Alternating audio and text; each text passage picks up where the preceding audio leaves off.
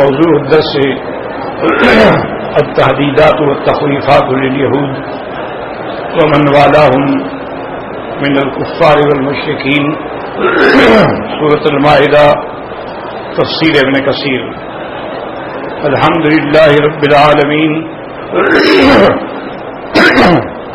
والصلاة والسلام على أشرف الأنبياء وسيد المرسلين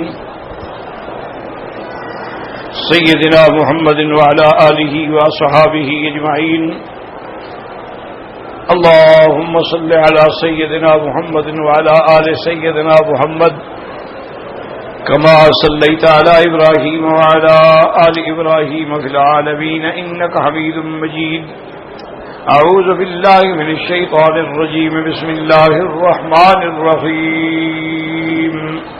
وقالت اليهود يد الله مغلولة غلت أيديهم ولعنوا بما قالوا بل يداه مبسوطتان ينفق كيف يشاء وليزيدن كثيرا منهم ما أنزل إليك من ربك طغيانا وكفرا وألقينا بينهم العداوة والبغضاء إلى يوم القيامة كلما أوقدوا نارا للحرب أطفاها الله ويسعون في الأرض فسادا والله لا يحب المفسدين. ولو أن أهل الكتاب آمنوا واتقوا لكفرنا عنهم سيئاتهم ولأدخلناهم جنات النعيم. ولو أنهم أقاموا التوراة والإنجيل وما أنزل إليهم من ربهم لأكلوا من فوقهم ومن تحت أرجلهم منهم أمة مقتصدة وكثير منهم ساء ما يعملون. قال المؤلف والمفسر رحمه الله تعالى أدام النفع بعلومه وعلومكم في الدارين آمين. إلى أن قال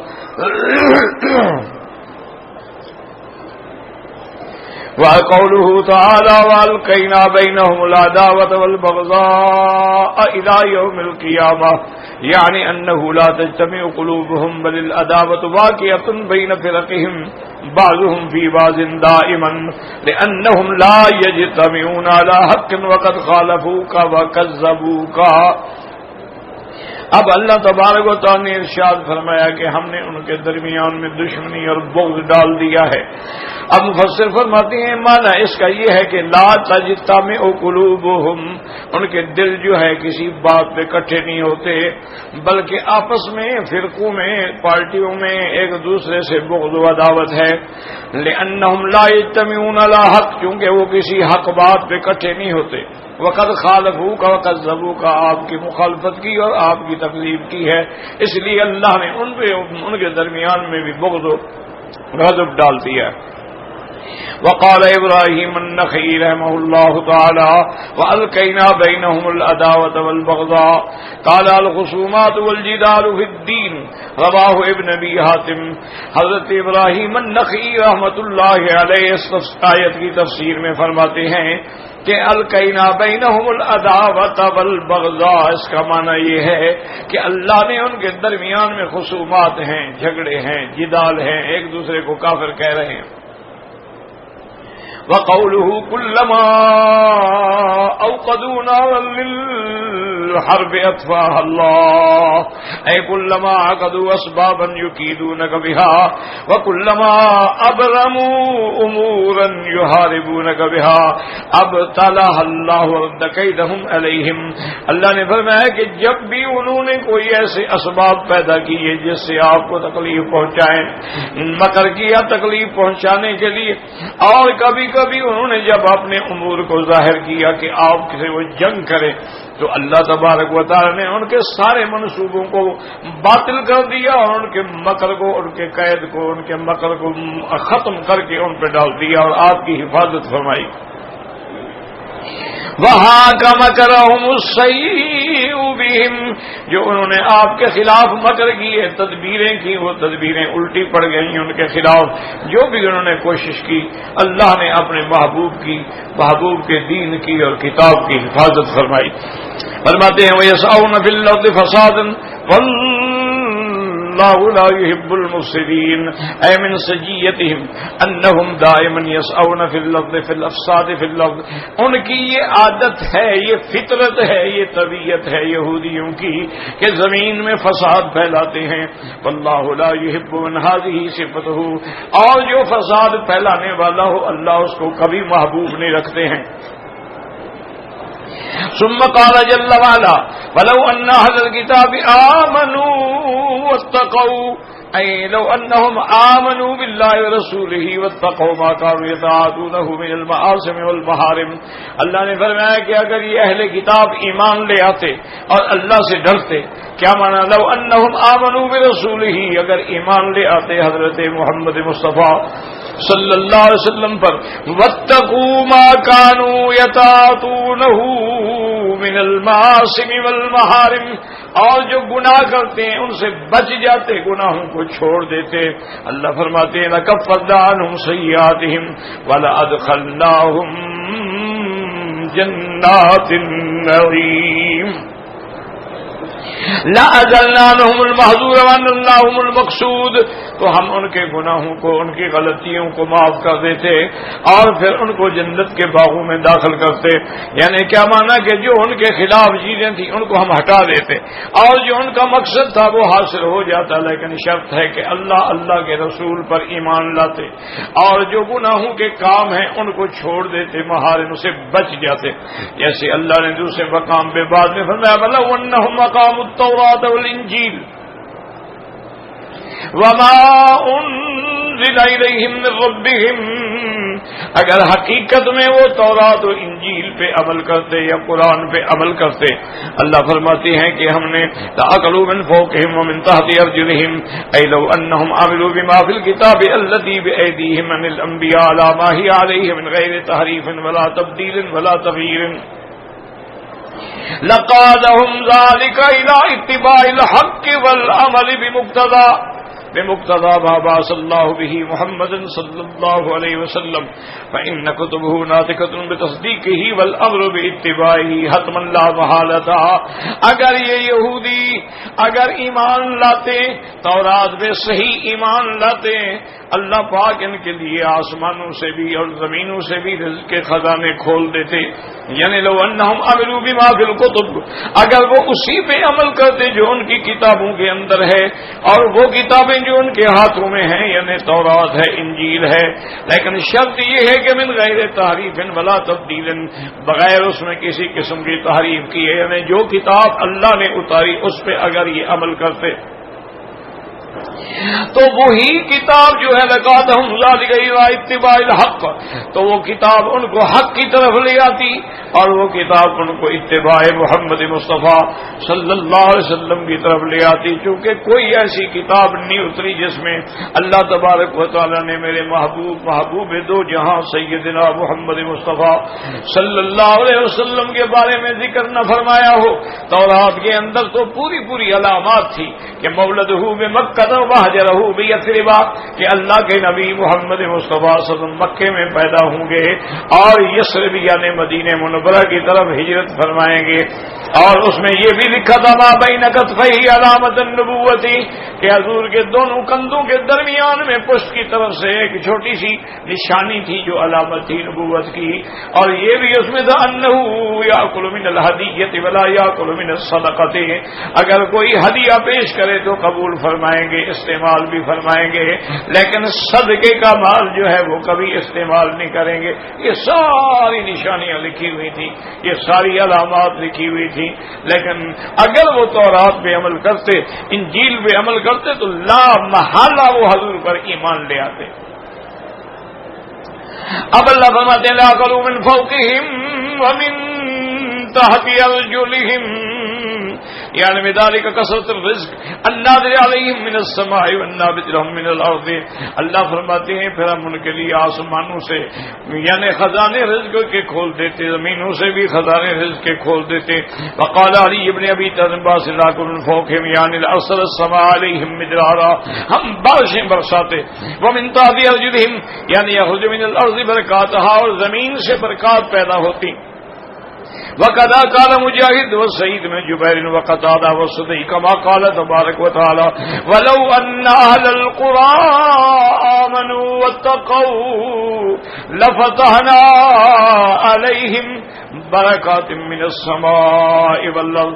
اگر یہ بستی والے ایمان لے آتے اور گناہوں سے بچ جاتے تو ہم آسمانوں کے خزانوں سے اپنی برکات جو ہے وہ نازل فرماتے. جیسے کہ اللہ پاک نے فرمایا ظہر الفساد فی البر والبحر بما کسبت ایدی الناس.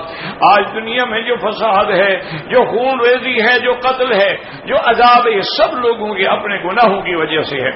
وقال بعضهم ما نهلاكم من فوقهم من تحت ارجلهم یعنی من غیر کد ولا تعب ولا شقاء ولا عناء.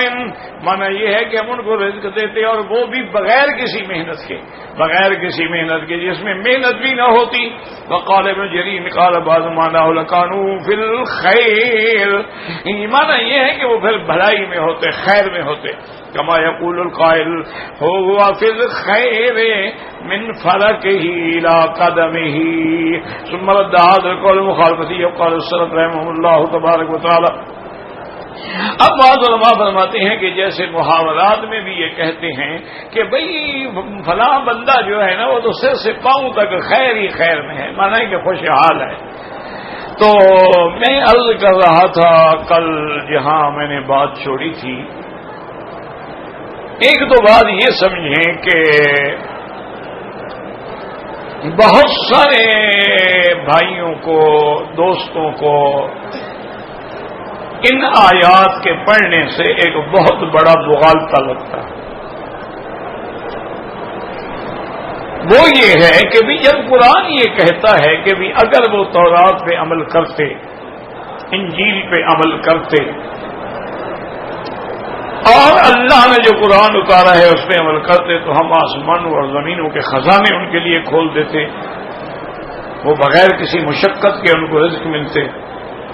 تو ان کو مغالطہ یہ ہو جاتا ہے کہ ہم نے تو بہت سارے لوگ دیکھے ہیں جو حضور پہ ایمان لانے والے بھی ہیں، بلکہ حضور کے عاشق بھی ہیں، قرآن پہ عمل کرنے والے ہیں، ساری زندگی ان کی زہد میں، اتباع میں، اطاعت میں گزری ہے، گناہوں سے بچنے والے ہیں، لیکن رزق تنگ ہے.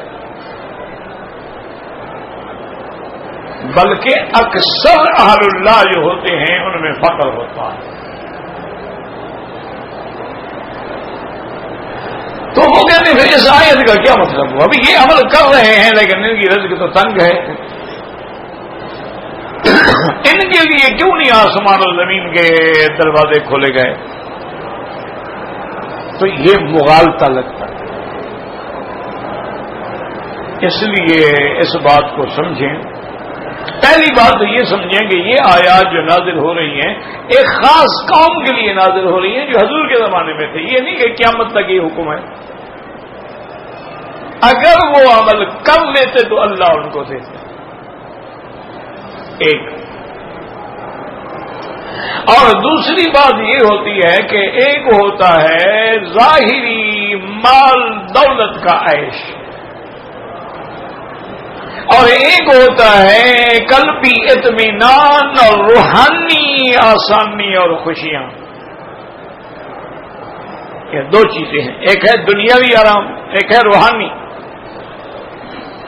جیسے اللہ نے وعدہ فرمایا ہر مسلمان سے کہ من عمل صالحا من ذکر او انثى وهو مؤمن، تم میں جو اچھا عمل کرے، مرد ہے یا عورت ہے، شرط یہ ہے کہ وہ ایمان والا ہو.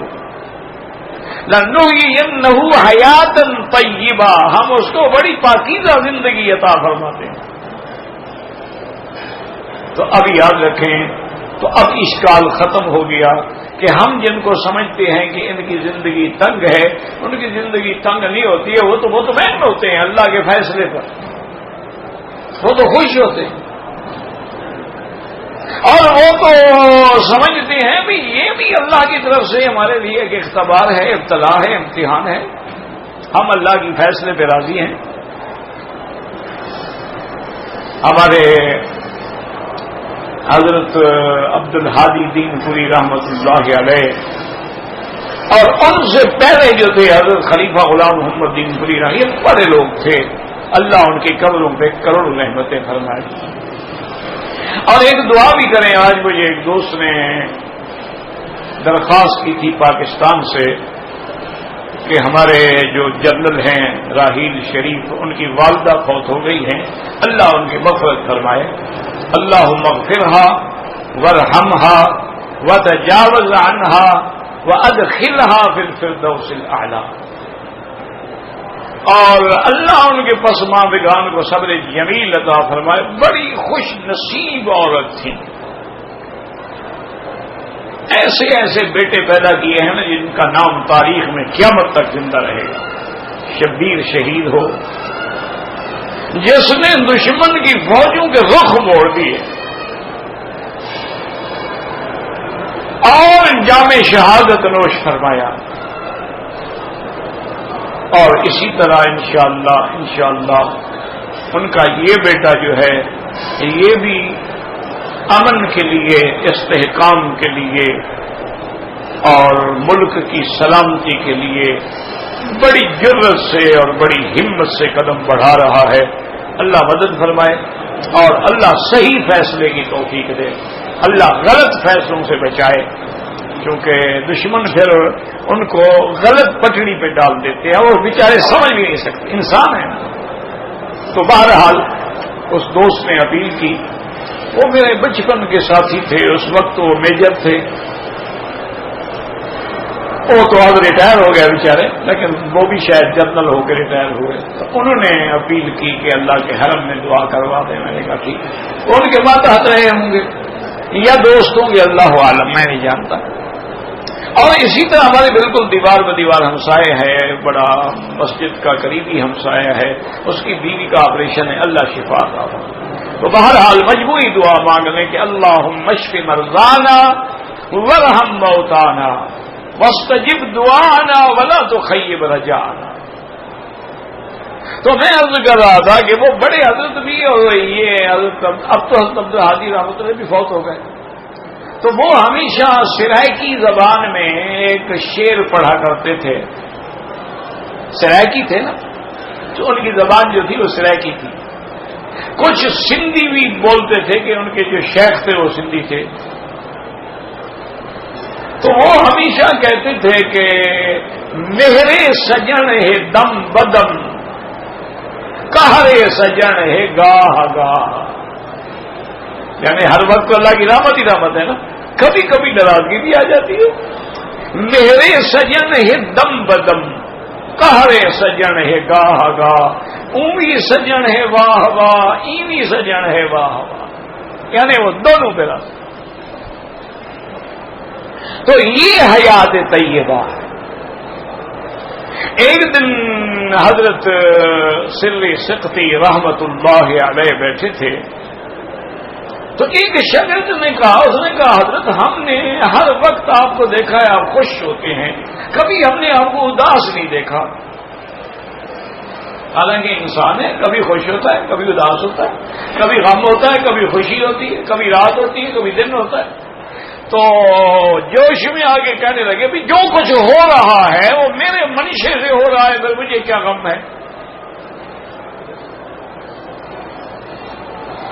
تو وہ مرید تو میرے جیسا کوئی ہوگا نا، کوئی ان پڑھ آدمی، جاہل آدمی جس کو علوم تصوف سے مس بھی نہیں ہوگی، وہ تو گھبرا گیا، یہ کیا کہہ رہے ہیں، ہر چیز اللہ کے حکم سے ہو رہی ہے، پیر صاحب کے حکم سے تھوڑی ہو رہی ہے۔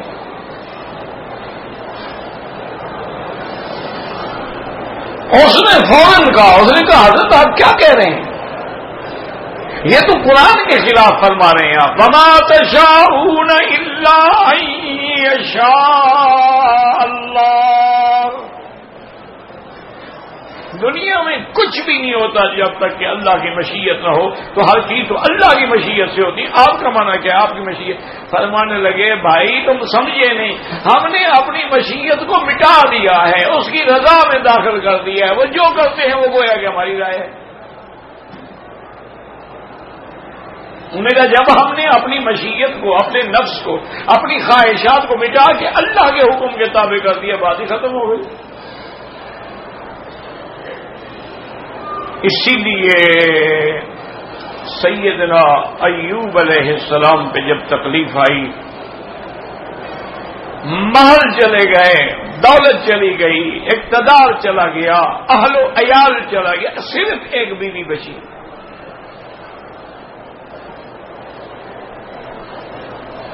تو ہر بات پہ جب خبر ملتی کہ حضرت آج یہ ہو، فرماتے الحمدللہ الحمدللہ. وہ حضرت یہ کیا کر رہے ہیں آپ؟ انہوں نے کہا میرا بھائی یہ گھر تھا، بچے تھے، تو ان کا بھی تو خیال رکھنا پڑتا تھا نا. میں نے اس بات پہ شکر ادا کیا کہ اب وہ سارا وقت مجھے اللہ کے ذکر کے لیے مل گیا ہے. اب ان کا خیال نہیں ہے نا مجھے. صرف ایک بیوی باقی رہی، لیکن اس بیوی نے انتہا کر دی وفا کی. آپ کی تکلیف میں، دکھ میں، بیماری میں بڑا ساتھ دیا. لیکن ابلیس لعین جو ہے نا جی، یہ شیطان مردود جو ہے، یہ بڑی بلا ہے، بڑا فتنہ ہے، بڑا دجال ہے. یہ ہر کسی کو پھانسنے کے لیے راستے میں بیٹھا رہتا ہے. تو وہ بیوی صاحبہ جو ہے وہ جاتی تھی لوگوں کے گھروں میں کچھ محنت وغیرہ کر کے کچھ کھانے پینے کے لیے آتی تھی. تو ایک دن بزرگ کی شکل بنا کے راستے میں بیٹھ گیا.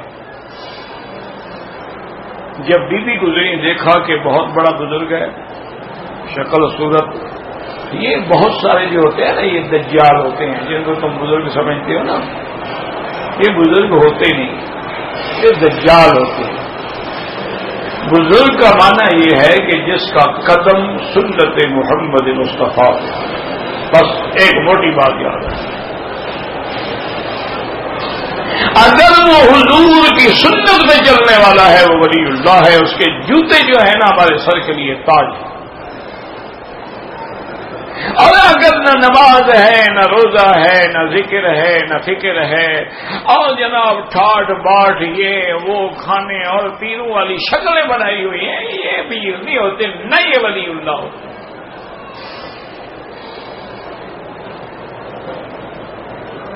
تو وہ بیٹھے تھے تو بیوی کو خیال آیا اس سے دعا کروا لوں.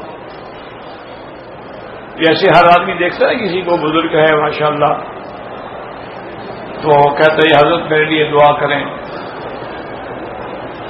تو بیوی قریب گئی، انہوں نے کہا کہ حضرت میرے شوہر کو تکلیف ہے. انہوں نے کہا ہاں مجھے پتا ہے. انہوں نے کہا اس کے لیے دعا کریں، اللہ ان کو شفا دے، بڑی تکلیف ہے.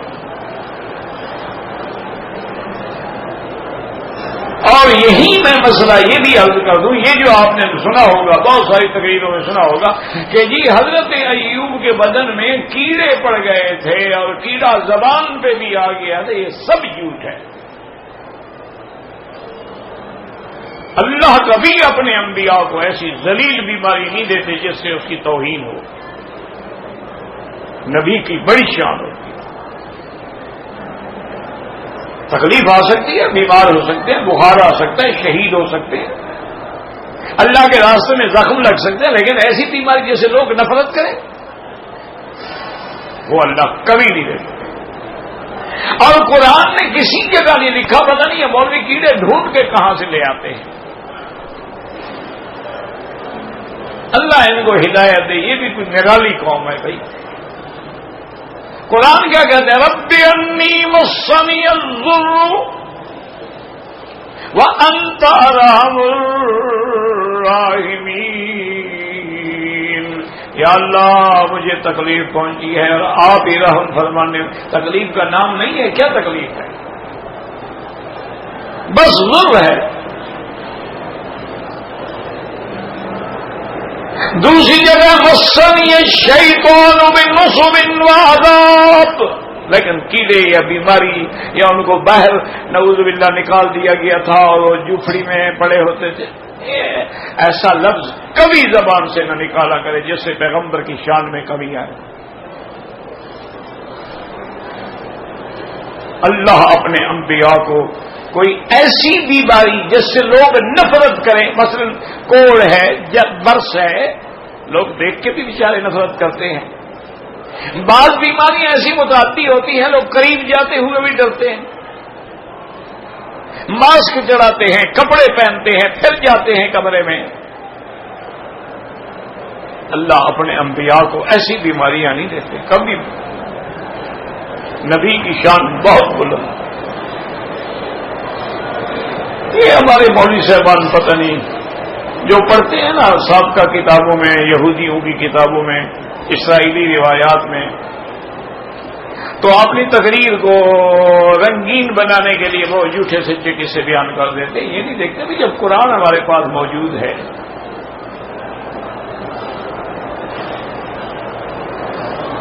جب اللہ نے قرآن کے اندر یعنی دیکھیں نوح علیہ السلام میں کتنی مصیبتیں آئی ہیں،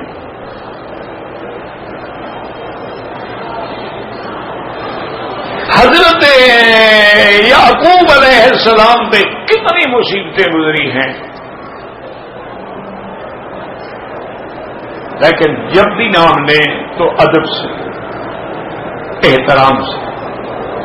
یہ جھوٹی روایات ہیں کہ آپ کو کیڑے پڑ گئے تھے، ان میں سے ایک کیڑا زبان پہ آ گیا تو اب حضرت ایوب رو پڑے اور کہا اللہ میاں اب تو زبان سے بھی کیڑے لگنے شروع ہو گئے، تیرا ذکر بھی نہیں کر سکوں گا، کم سے کم میری زبان سے تو کیڑے کو ہٹا دیں۔ یہ سب قصے ہیں، کہانیاں ہیں جن کی حقیقت کوئی ہے۔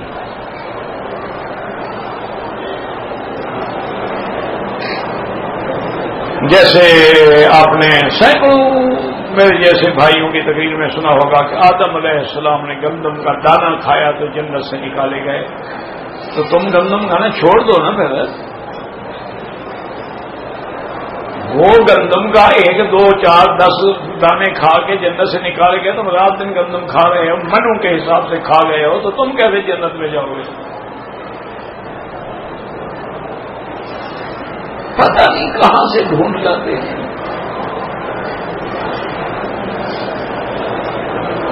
اور کبھی کبھی مجھے ملتے ہیں تو ناراض بھی بڑے ہوتے ہیں کہ مولوی صاحب، مکی صاحب آپ پتہ نہیں ہے صرف ہمارے آپریشن کرنے کے لیے پیدا ہوئے تھے۔ تو میں نے کہا اللہ کے بندے جب تم قرآن کے خلاف بات کرو تو پھر آدمی دکھ ہوتا ہے نا۔ میرے خلاف میں نے کہا تم کرو، اگر کبھی میں اعتراض کروں تم پر، تم مجھے گالیاں دو، عیب لگاؤ، جو مرضی ہے کرو، کبھی میں تمہارا نام لوں تو مجھے گلا دینا، لیکن خدا کے قرآن کو بدل ڈالو، اور وہ بھی اس لیے کہ تم نے پڑھنے کی کوشش نہیں کی، ورنہ کوئی معتمد قرآن کی تفسیر تم دیکھ لیتے، تفسیر ابن عباس پڑھ لیتے، تفسیر مجاہد پڑھ لیتے، تفسیر ابن جریر پڑھ لیتے، تفسیر کبیر پڑھ لیتے، تفسیر ابن کثیر پڑھ لیتے، اگر تمہیں عربی نہیں آتی تو معارف القرآن پڑھ لیتے، بیان القرآن پڑھ لیتے، انوار القرآن پڑھ، کوئی ذمہ دار تفسیر پڑھ لیتے تو کبھی تم یہ غلطی نہ کرتے۔ اب دیکھو نا قرآن ہے، اللہ نے فرمایا آدم علیہ السلام کو کہ یا آدم اسکن انت وزوجک الجنہ، کہ تم اور تمہاری بیوی جاؤ جنت میں رہو، عیش کرو، کلا منہا رغدا حیث شئتما، جو چاہو کھاؤ، ولا تقربا هذه الشجرة، تم دونوں اس درخت کے قریب نہ جانا، اس کا پھل نہیں کھانا ہے۔ اب دیکھیں قرآن میں ہے کہ نہیں؟ وَلَا تَقْرَبَا هَٰذِهِ الشَّجَرَةَ فَتَكُونَا مِنَ الظَّالِمِينَ، اور اگر تم اس کے قریب گئے، یاد رکھو اللہ جس چیز سے روکتے ہیں فرماتے ہیں اس کے قریب نہ جاؤ، کیوں جو قریب نہیں جائے گا تو مصیبت میں پڑے گا ہی نہیں نا۔ قرآن کو سمجھا کرو، قرآن کی زبان سمجھا کرو، ولا تقربوا الزنا انه كان فاحشة وساء سبیلا. اللہ نے یہ نہیں فرمایا زنا نہ کرو، فرمایا زنا کے قریب بھی نہ جاؤ. کیوں؟ قریب جاؤ گے تو پھر تو خطرہ ہو سکتا ہے نا. وہ عرب کا علماء کا محاورہ ہے، اولاً النظر، تو سب سے پہلے تو آنکھ لڑتی ہے، ثم الخطر، تو پھر دل میں وساوس آتے ہیں کہ یار لڑکی تو بڑی خوبصورت ہے، ثم الخطوہ، تو پھر قدم اٹھتا ہے کہ یاد رکھ قریب جا کے تو دیکھ لوں، ثم الخطیہ، تو پھر اس کے بعد گناہ ہوتا ہے. اگر تم نے پہلی نظر کو ہی روک لیا ہے تو باقی اسٹیج تو نہیں آئے گی نا. اس لیے حکم ہے کہ قریب ہی نہ جاؤ، جس گلی میں تہمت لگے گلی میں نہ جاؤ،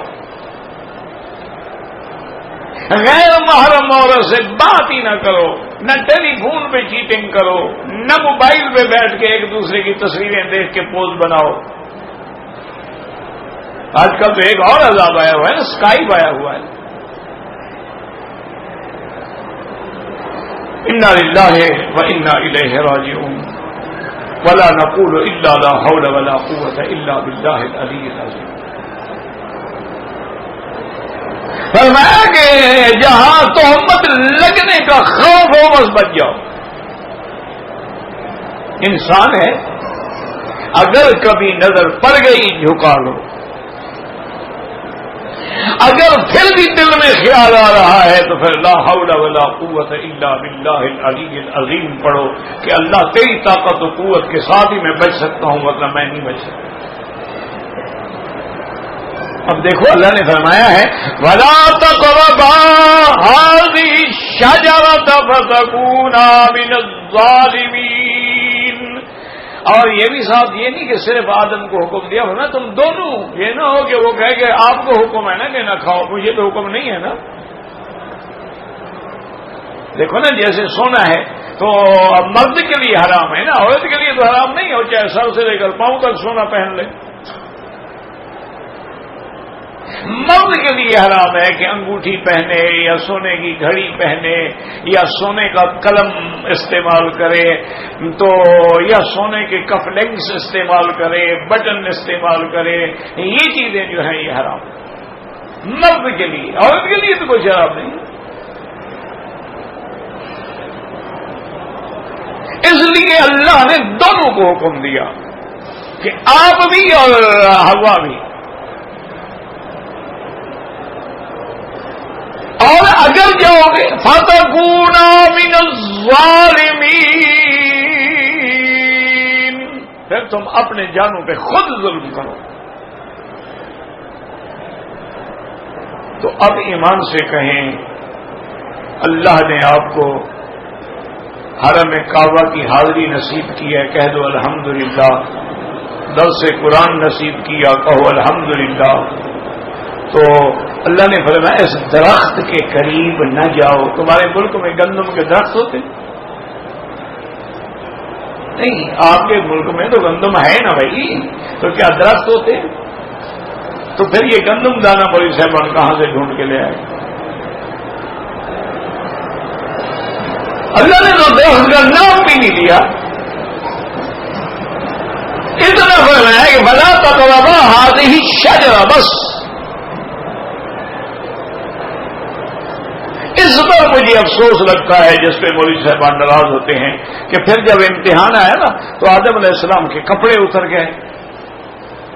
تو اس لیے علماء نے لکھا ہے، یاد رکھو میری بیٹی میری بہن، کہ شیطان جب حملہ کرتا ہے نا اس کا پہلا حملہ یہ ہوتا ہے کہ وہ کپڑے اترواتا ہے.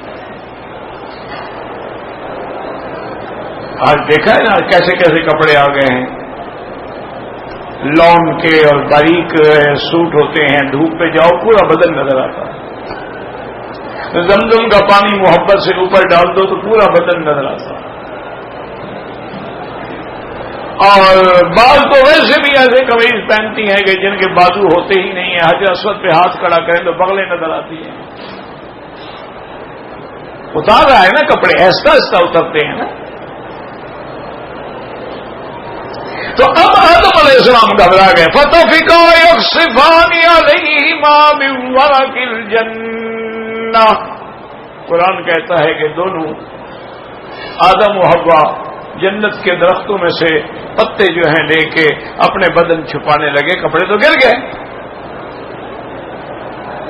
اب یہاں بھی مولویوں نے ڈھونڈ لیا ہے جی وہ کیلے کے پتے تھے، پتہ نہیں انہوں نے خود کاشت کیے تھے وہاں. اور اس کا پتا بڑا ہوتا ہے نا، ان بس کا وہی ہوگا نا، بدن جو ڈھانپ رہے ہیں. انا للہ و انا الیہ راجعون. پتہ نہیں یہ قبر میں نہیں جائیں گے، ان پہ موت نہیں آئے گی. کتابوں میں لکھا ہے کہ اللہ تعالی پیران پیر کو ہاتھ میں ہاتھ ڈال کے جنت میں سیر کروا رہے تھے. لا حول ولا قوت الا باللہ، لا حول ولا قوت الا باللہ. اللہ میاں کا پاؤں پھسل گیا، وہاں کیلے کا چھلکا پڑا تھا. پیران پیر نے اللہ کا ہاتھ تھام لیا تو اس دن سے لقب ملا دستگیر، ہاتھ پکڑنے والا. انا للہ. اچھا پہلے یہ بتاؤ، اللہ کی جنت ایسی صاف ہے کہ وہاں کیلے کے چھلکے پڑے رہتے ہیں؟ تمہارے گھر تو صاف ہیں، اللہ جنت بھی صفائی نہیں کروا سکتے. دوسرا یہ دیکھو جو خدا پھسل جاتا ہو وہ بھی خدا ہوتا ہے. اللہ بندے کی دستگیری کرتا ہے یا بندہ اللہ کی دستگیری کرتا ہے؟ پتہ نہیں خدا کو کیا جواب دیں گے. لوگوں کے عقیدے برباد کر رہے ہیں، لوگوں کو پہلے بدعت میں لاتے ہیں پھر شرک تک پہنچاتے ہیں. اب یہ دیکھو کہ جناب بی بی صاحبہ نے کہا کہ میرے خاوند کے لیے دعا کریں. ان کا جا میں دعا تو کروں گا، لیکن اگر تم خاوند کو کہو نا کہ حارث کے نام کی منت مان لے کہ اگر میں ٹھیک ہو گیا تو حارث کے نام پہ چڑھاوا چڑھاؤں گا یا بکری دوں گا یا قربانی کروں گا. اور اس نے کہا عجیب آدمی ہو، مزدوری کر کے تو ہم روٹی کھا رہے ہیں، کہاں سے ہم نظر مان کے دیں گے؟ اور نے کہا کوئی نہیں، کوئی چھوٹی موٹی چیز کچھ بھی نہ ہو تو چلو مکھی اس کے نام پہ دے دینا، مکھی پکڑ کے مار دینا. بی بی بڑی خوش ہوئی کہ اچھا بزرگ ہے، چلو زیادہ چٹی نہیں ڈال رہا، مکھی مارنا تو مشکل نہیں ہے نا. حضرت ایوب کی خدمت میں آئی، اس نے کہا آج مجھے ایک بزرگ ملا ہے. اس نے کہا کہ حارث کی نام کی من، یکدم حضرت ایوب جوش میں آ گئے. فرمایا اچھا میں اللہ کو چھوڑ کے، حارث شیطان کا نام ہے، میں شیطان کے نام کی منت مانوں، طاغوت کے نام کی منت مانوں؟ اللہ نے مجھے اگر تندرستی دی تو میں تیری پشت پہ 100 کوڑا ماروں گا. تو مجھے بہکانے کے لیے آئی ہو؟ اچھی بیوی ہو میری. اس نے کہا مجھے تو سمجھ نہیں آئی حارث کا، مجھے کیا پتا بھی حارث شیطان کا نام ہے. میں نے کہا کیوں کہا تم نے؟ یہ ہے توحید. سب تکلیف بھول گئی. اور پھر جب آدمی اللہ کا بن جاتا ہے تو اللہ بھی مدد کے دروازے کھول دیتے ہیں. فوراً حکم آ گیا ارکض برجلک ھذا مغتسل بارد وشراب. اللہ نے فرمایا ایوب جہاں بیٹھے ہو اسی جگہ پاؤں مارو زمین میں. یار پتہ نہیں مولوی یہ قرآن نہیں پڑھتے، اگر پاؤں میں کیڑے تھے تو ماریں گے کیسے؟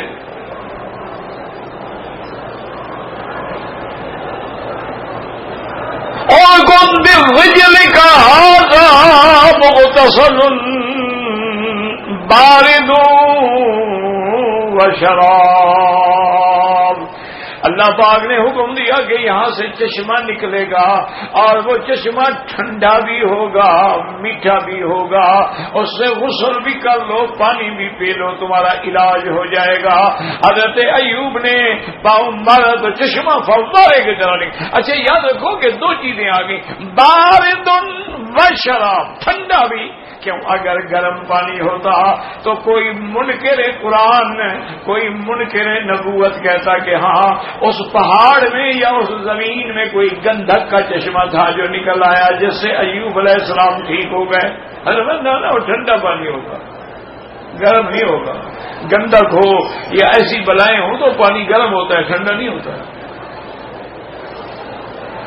اور صرف غسل نہیں کرنا، پانی پیو بھی. کیوں؟ وجہ یہ ہے، یاد رکھو، یہ نہیں تھا کہ وہ پانی بہ رہا ہے نا جیسے چشمے کا، تو اسی کو پی بھی لو، اسی سے نہا بھی لو. تو حضرت ایوب نے غسل بھی کیا، پانی بھی گیا. بی بی صاحبہ شہر گئی ہوئی تھی، واپس آئیں تو رک گئی دروازے پہ. تو باہر کھڑے ہو کے پوچھنے لگی کہ بھائی آپ کون ہیں؟ یہاں تو میرا مریض خاون لیٹا ہوا تھا، تم کون ہو؟ انہوں نے کہا اندر آ جاؤ، میں ہی ایوب ہوں.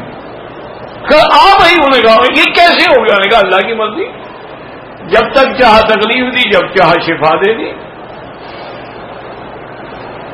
اب دیکھیں تندرست ہونے کے بعد پیغمبر کو بات نہیں بھولی. فرمایا بات یاد رکھو، میں نے قسم کھائی تھی کہ تیرے پشت پہ میں 100 بیت ماروں گا، میں وہ قسم نہیں بھولا.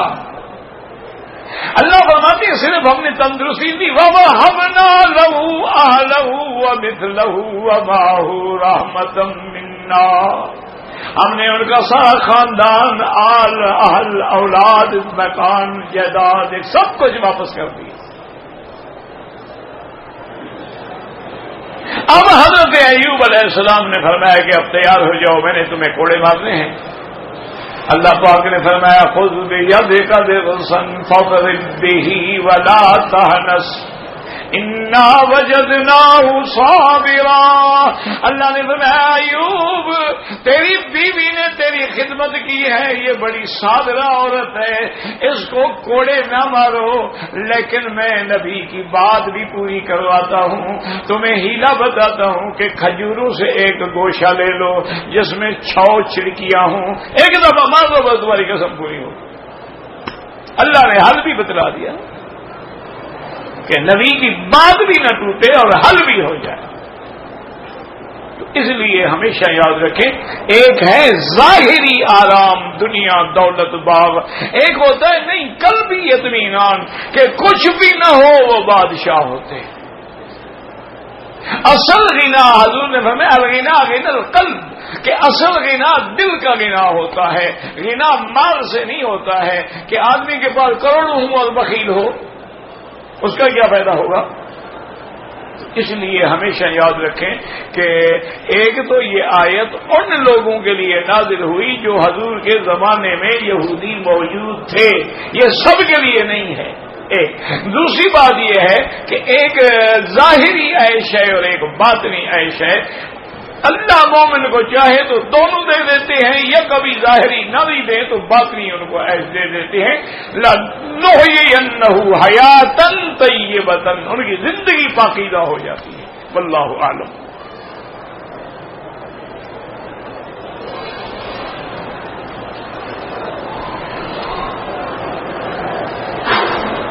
کہتے ہیں کہ میری بیوی جو ہے جب بیچاری نماز کے لیے کھڑی ہوتی ہے تو میرا چھوٹا بیٹا جو ہے وہ رونا شروع کر دیتا ہے، تو آپ اٹھا لیا کریں.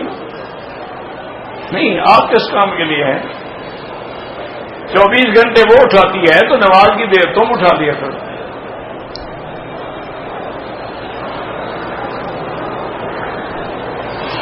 بہرحال اگر نہ بھی ہو تو بچے کو اٹھا کے بھی عورت نماز پڑھ سکتی ہے، کوئی مسئلہ نہیں. سجدے میں نیچے بٹھا دیا پھر اٹھا لیا. بی بی زینب کی بیٹی تھی، حضور کی جو بڑی بیٹی ہے نا بی بی زینب، ان کی جو بیٹی تھی تو حضور جب نماز پڑھتے وہ آگے کندھے پہ بیٹھ جاتی، تو حضور سجدہ لمبا کر دیتے کہ چلو بچی ہے گر نہ جائے. مدینے سے واپسی سے پہلے عورت کے ایام شروع ہو جاتے ہیں، میقات سے احرام نہیں باندھتی، مکے سے اپنے ملک روانہ ہو جاتی ہے اور وہاں سے طہر بھی شروع نہیں ہوتا. ٹکٹ کنفرم ہے، مکے میں مکمل دن ناپاک رہتی ہے.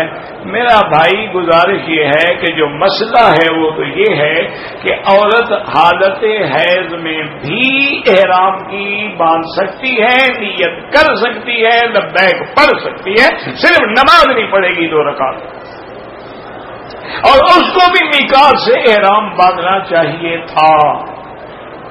اور مکے میں رہتی, جب پاک ہو جاتی تو پھر عمرہ کرتی, لیکن اب تو اس نے باندھا ہی نہیں ہے. حنفی مسلک میں تو ہر حال میں ان پہ دم دینی پڑے گی. باقی ائمہ کہتے ہیں چونکہ نیت ہی نہیں کی تو کوئی دم نہیں ہے. اب دیکھ لو, اگر اللہ نے کچھ دیا ہے تو ایک بکری دم ادا کر دو, اور اگر نہیں ہے تو پھر چلو وسعت تو موجود ہے نا, دوسرے مسلک میں بھی گنجائش ہے. کہتے ہیں جی کہ سزا میں اور آزمائش میں کیسے فرق ہوتا ہے. سزا گناہوں پہ ملتی ہے, آزمائش تو نیک لوگوں کی بھی ہوتی ہے. اگر وہ تکلیف کے باوجود بھی نیکی پہ جمع ہوا ہے تو یہ آزمائش ہے, اگر ہٹ گیا ہے تو یہ سزا ہے.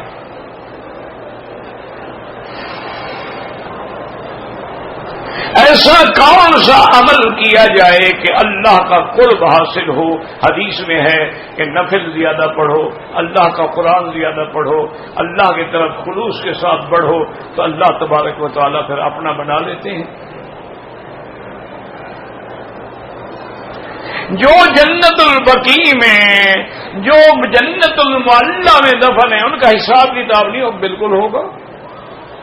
لیکن اگر موت ایمان پہ ہے تو اللہ کی رحمت سے یہی امید ہے کہ یہ جنتی ہوں.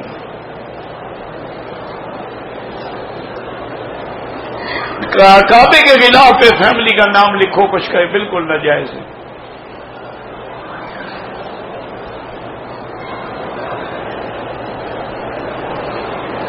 ایک شخص نے اپنی بیوی کو کہا کہ تم میری بیوی نہیں, میں تیرا خامد نہیں.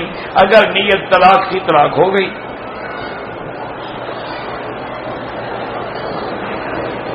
یہ بھی کہا کہ تم اپنے گھر جاؤ, طلاق ہو گئی. بالکل الحقی بے اہلک, یہ بھی طلاق کا لفظ ہے کہ جاؤ اپنے گھر.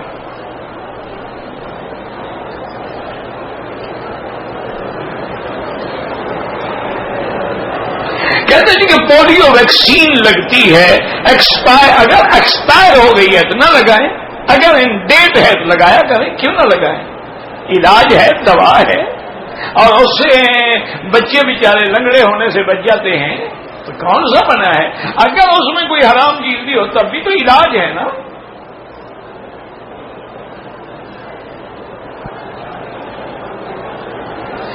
ایک بندے نے عورت سے کہا کہ میں تم کو 3 طلاق دیتا ہوں, تو بالکل بڑی واضح بات ہے, کھلی بات ہے, اس کو بھی سمجھ آ رہی ہے کہ میں 3 طلاق دی ہے. ہو گئی جناب طلاق.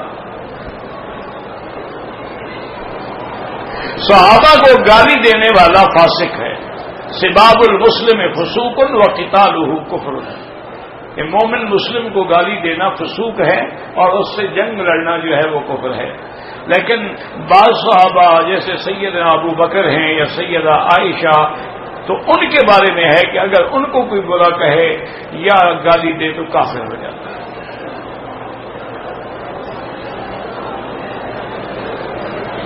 ڈاکٹر ذاکر نائک کے بارے میں آپ کا کیا خیال ہے؟ ڈاکٹر ہے اور کیا خیال ہے؟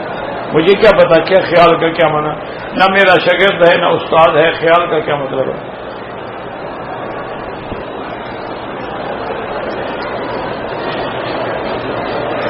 طواف جو ہے وہ اللہ کا حکم ہے. جب اللہ کسی چیز کا حکم دے تو ہمیں پوچھنے کا کیا حق ہے کہ کیوں حکم دیا. باقی ثواب یہ ہے کہ ایک غلام خرید کر کے آزاد کرنے کا جتنا ثواب ملتا ہے, ایک طواف کا ثواب ملتا ہے. طواف کرتے ہوئے فوٹو لینا ناجائز ہے.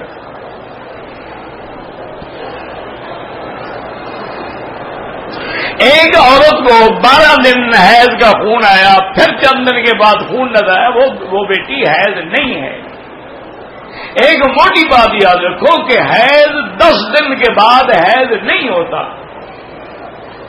حیض کی قلیل مدت جو ہے وہ 3 دن ہے, اور زیادہ سے زیادہ 10 دن ہے. 10 دن کے بعد اگر خون آ رہا ہے تو بیماری ہے. وہ اپنا نماز پڑھے, روزہ رکھے, طواف کرے, ہر چیز کرے, وہ حیض نہیں ہے.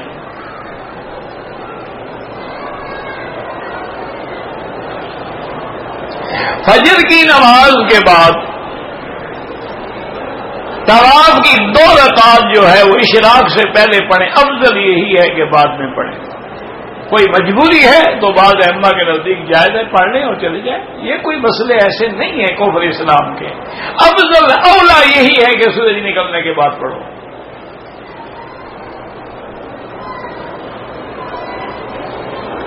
مسجد قباء میں 2 رکعت پر عمرے کا ثواب ہے. ایک وقت پر 3-4 مرتبہ 2 رکعت پر وہی عمرہ ایک ملے گا. وہ یہ ہے کہ مدینہ پاک میں شہر میں سے غسل کر کے کپڑے پہن کے پیدل جاؤ تو افضل ہے. حضور پیدل جاتے تھے. اگر سواری میں بھی جاؤ اب جا کے 2 رکعت پڑھو گے تو عمرے کا ثواب. اب وہاں چاہے 100 رکعت بھی پڑھو عمرے ایک کا ثواب ملے گا. دوسرا عمرہ چاہیے پھر دوسرے دن پھر جاؤ.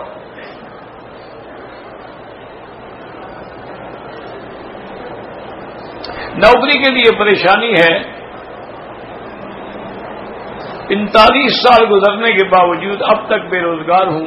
اس کی وجہ سے شادی میں بھی رکاوٹ. جب پیسے نہیں ہیں شادی کیسے ہوگی؟ بابا آج کل شادی تو پیسے سے ہوتی ہے نا. اور 45 سال میں نوکری ڈھونڈتے گزر گئے ہیں. پتہ نہیں کوئی عجیب آدمی ہو تو 45 سال سے کچھ وہ بچپن تو کاٹ لو اپنا. بہرحال استغفار پڑھو.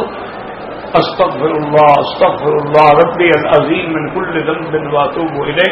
اس سے مشکلیں حل ہو جائیں گی. اور جن گناہوں میں مبتلا ہو توبہ کرو. من یتق اللہ یجعل له مخرجا. جب آدمی اللہ کے ڈر سے گناہ چھوڑ دیتا ہے مشکل کے لیے اللہ اس کا راستہ بناتے ہیں. وَيَرْزُقْهُ مِنْ حَيْثُ لَا يَحْتَسِبُ. اور ایسی جگہ سے رزق دیتے ہیں جہاں سے گمان بھی نہیں ہوتا.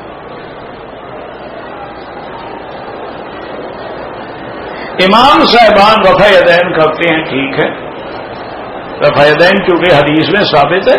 یا تو وہ حدیث کے خلاف کوئی عمل کر رہے ہوں نا. جیسے نہ کرنا ثابت ہے کرنا بھی ثابت ہے تو اس میں جھگڑے کی کیا بات ہے. اور یہ تو ویسے بھی یعنی ایک مستحب عمل ہے. نہ فرض ہے نہ واجب ہے. عورت ماہواری میں طواف کر وہ ہر مسجد میں داخل نہیں ہو سکتی تو طواف کیسے کر سکتی ہے؟ وہ عقل کی بات ہے بلا.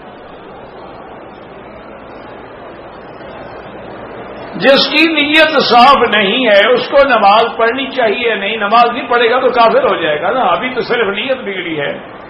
نماز نہ پڑھنے سے تو کافر ہو جائے گا. شیعہ جو ہے میرا بھائی موٹی بات یاد رکھے. جو قرآن کا منکر ہو جن کا یہ عقیدہ ہو کہ اصل قرآن غار میں ہے مصحف سیدہ فاطمہ وہ امام غائب جو ہیں امام مہدی وہ لے کے آئیں گے. یہ قرآن نعوذ باللہ نامکمل ہے. زید فیہا ونقص منہا. اس کو بڑھایا بھی گیا ہے گھٹایا بھی گیا ہے. حرفا غیرا وہ کافر ہے. اسی طرح جو شیعہ سیدہ عائشہ کو پاک نہیں سمجھتا ہے تہمت لگاتا ہے وہ بھی کافر ہے. اسی طرح جو سیدنا ابو بکر کی صدیقیت اور صحابیت کا منکر ہے وہ بھی کافر ہے. موٹی موٹی باتیں دیکھ لو پتہ لگ جائے گا کون سی چھپی ہوئی بات ہے. باقی شیعہ کی تو کئی قسمیں ہیں. زرعی ترقیاتی بینک میں اگر نوکری کریں بالکل جائز ہے. کسی بھی بینک میں نوکری کرو جائز ہے. لیکن کوشش کرو کہ نہ کرو اور ڈھونڈتے رہو. جہاں مل جائے چھوڑ دو.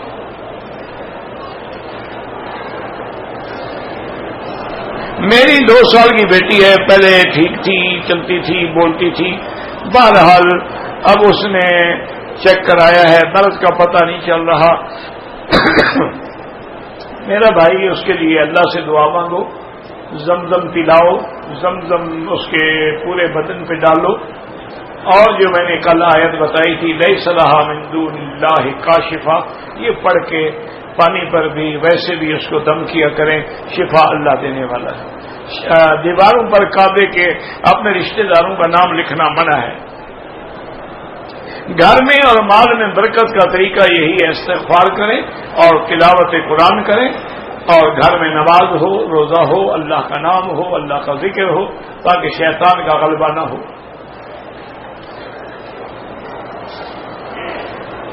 اگر ایک آدمی نے طواف کیا ہے صفا مروا نہیں دوڑا اور بال کٹوا دیے ایک بکری دم پڑ گئی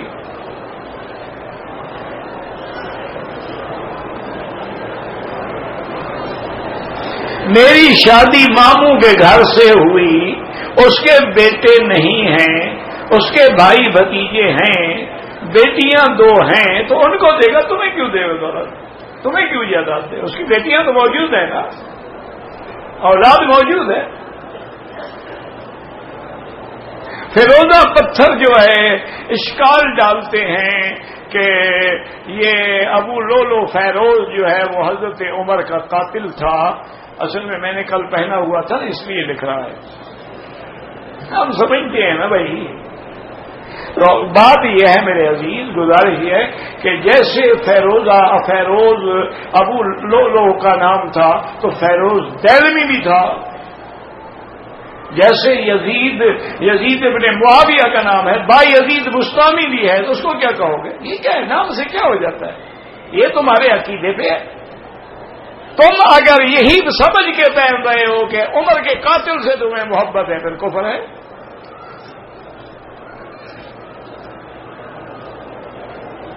جس کی نیت صاف نہ ہو اس کی اولاد نہیں ہوتی۔ مجھے کیا پتا نیت کو صاف کرنے کا، میرے پاس تو ایکس رے کوئی ہے نہیں، یہ سب بہانے ہوتے ہیں، اولاد نہیں ہو رہی کیونکہ نیت صاف نہیں۔ اصل میں اولاد کے قابل ہی نہیں ہوتا اگلا۔ کون چاہتا ہے کہ شادی ہو اور اولاد نہ ہو؟ اسلام میں کسی سے بیعت کرنا بالکل جائز ہے، کرنی چاہیے، اور صرف یہ دیکھا کریں کہ جس سے بیعت کریں وہ اللہ کے نبی کا غلام ہو اور حضور کی سنت پہ چلنے والا ہو، بالکل بیعت کریں۔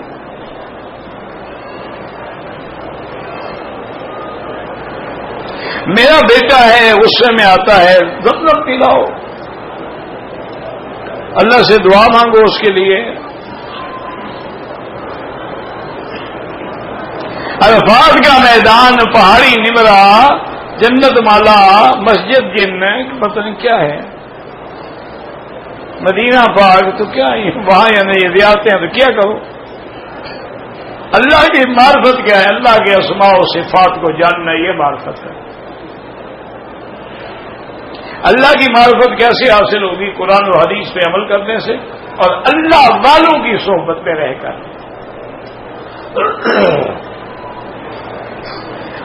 میں نے احرام باندھا، پتہ نہیں عمرہ کیا، بعد میں میقات کیا، پھر عمرہ کیا، تو کوئی بات نہیں۔ جبل رحمت پہ دعا مانگنا، جبل رحمت پہ چڑھنا ہی نہ جائز ہے تو دعا مانگنے کا کیا مطلب؟ وہ تو چڑھنا بدعت ہے۔ طواف کے بعد نفل نہیں ہوتے، وہ تو 2 رکعت واجب الطواف ہے۔ قضا نماز لازم پڑھو، اصل توبہ کرو، پھر بعد میں پھنستے بھی رہو۔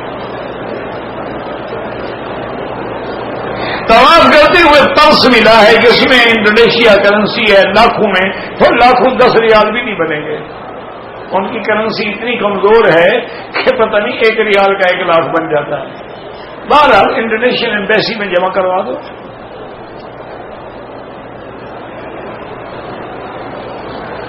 میں حیدرآباد سے عمرے کے لیے آیا ہوں، نوکری نہیں ملی، نہ کوئی میرے نوکری نہیں ملی ہے، تو بہرحال دعا کریں اللہ سے مل جائے گی۔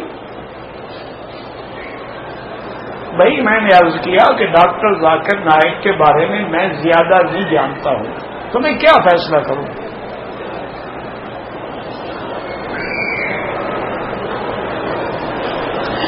ہم ہوٹل سے گئے تھے زیارتوں کے لیے، ڈرائیور میقات پہ لے کے حیران، کون سے میقات پہ؟ نام لکھو نا۔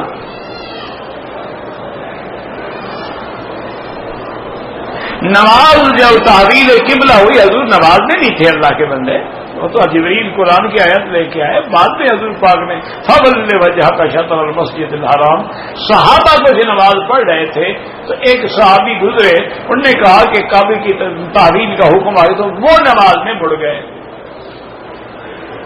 سفر میں جماعت سے نماز ادا کرنا ضروری ہے، بالکل ضروری ہے۔ اگر کوئی نہ ہو تو مجبور ہے، ورنہ سفر ہو یا حضر ہو جماعت کے ساتھ نماز پڑھا کریں۔ حدود حرم یعنی پورے مکے میں 1 لاکھ ملتا ہے، وہ سارا مکہ جو ہے وہ مسجد الحرام ہے۔ میرے موبائل نمبر کسی سے بھی لو لو، سارے کام مجھ سے تو نہ کرواؤ نا.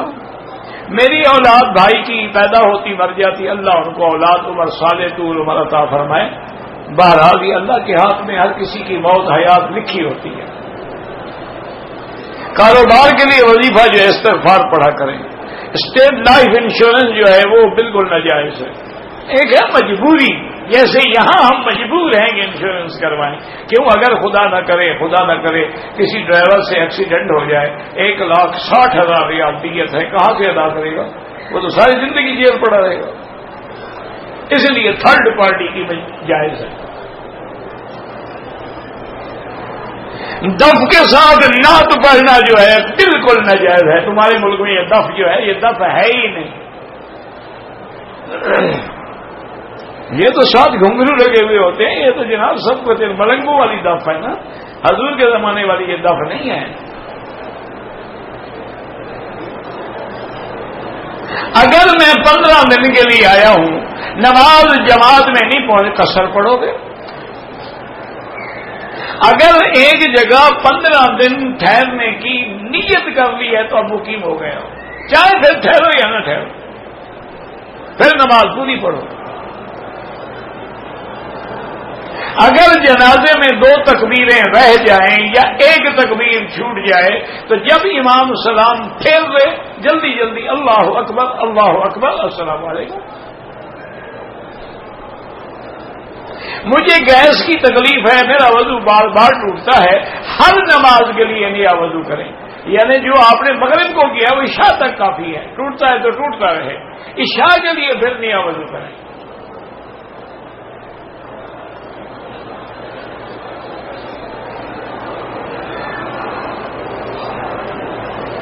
اسلام مکے اور مدینے کے بجائے ہندوستان سے نکلا ہے، یہ تو کوئی بات نہیں ہے.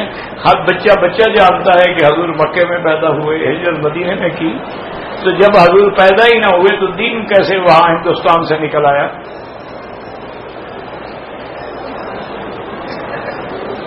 چار سالہ بچہ ہے، اس بیچارے کو تلیسمیا ہے، وہ بھی وہی آیت پڑھا کریں، لیس لہا من دون اللہ کاشفا. حرم میں بھی نمازی کے آگے نہ گزرے، مجبوری ہو تو سجدے کی جگہ سے دور گزرے. مسجد عائشہ میقات نہیں ہے، لیکن مکے میں رہنے والے جو ہیں احرام کے لیے احرام باندھ سکتے ہیں. میقات تو مدینہ منورہ ہے. اگر ویسے آدمی مسجد عائشہ چلا گیا دیکھنے کے لیے، کوئی ضروری نہیں احرام باندھنا.